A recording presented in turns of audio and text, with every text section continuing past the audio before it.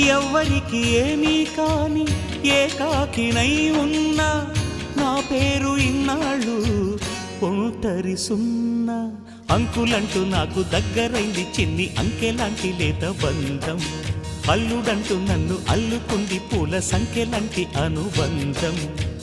బావనయ్యాను మరిదినయ్యాను మావయ్యనయ్యాను మనవణ్ణి అయ్యాను.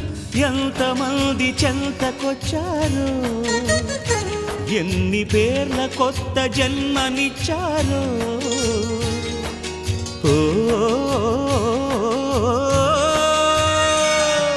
తీరిపోని రుణమందుకున్నా ఇంతకన్నా ధనముండదన్నా మును పెరుగని అనుభవమని మై మరపున ఉన్నా.